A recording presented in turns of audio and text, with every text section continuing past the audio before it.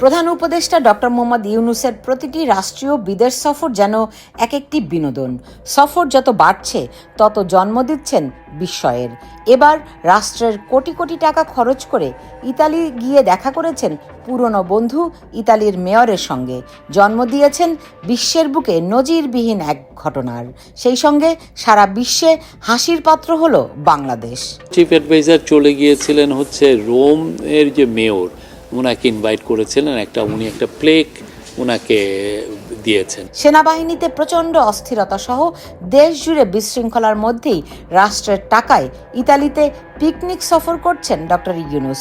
World food ফোরামের একটি নাম সর্বস্ব অনুষ্ঠানে অংশ নেয়ার নাম করে বিশাল বহর নিয়ে গেছেন রোমে। সফরের দ্বিতীয় দিনে নজিরবিহীন ঘটনার জন্ম দেন ম্যাজিক ম্যান দাবি করা প্রধান উপদেষ্টা। রাষ্ট্রীয় এবং কূটনৈতিক সব প্রোটোকল ধুলায় মিশিয়ে দিয়ে দেখা করেন রোমের মেয়র রবার্তো গুলতিয়ারের সঙ্গে। একটি দেশের সরকার প্রধানের বিদেশ সফরের সময় কোনো শহরের মেয়রের অফিসে গিয়ে সাক্ষাতের এমন নজিরবিহীন ঘটনায় তৈরি হয়েছে তোলপাড়। Not here.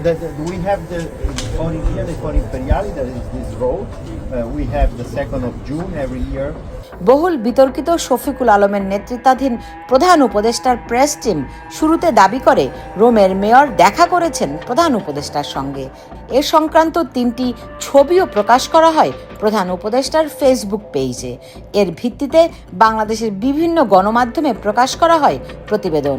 তবে কয়েক ঘন্টা না যেতেই বেরিয়ে আসে ছবির জালিয়াতি এবং তথ্য বিকৃতির তথ্য।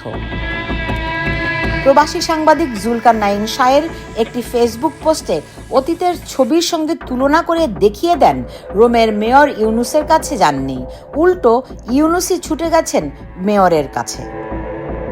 ইউনূসের প্রেস টিমের ছবি জালিয়াতির বিষয়টিও এসেছে সামনে। রোমের মেয়রের সঙ্গে কথা বলার সময় ইউনূসের সঙ্গে একই সোফায় পাশে বসেছিলেন তার দীর্ঘদিনের ঘনিষ্ঠ সহযোগী লামিয়া মুর্শেদ। অন্যদিকে একক সোফায় পায়ের উপর পা তুলে কথা বলতে দেখা যায় রোমের মেয়র রবার্তো গুলতিয়ারকে।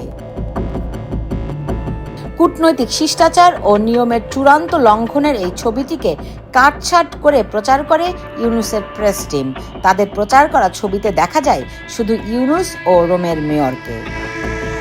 রোমের মেয়রের সঙ্গে সৌজন্য সাক্ষাৎ করতে রাষ্ট্রের কোটি কোটি টাকা খরচ করে ইউনূসের ইতালি যাত্রা নিয়ে উঠেছে প্রশ্ন।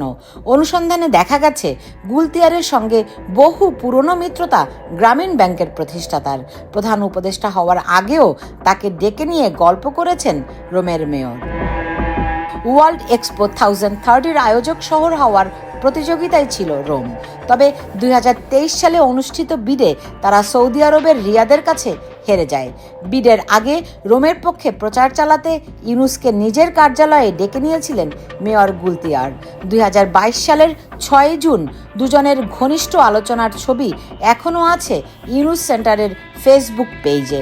এমনকি রোমের মেয়রও এ বিষয়ে তখন বিবৃতি দেন।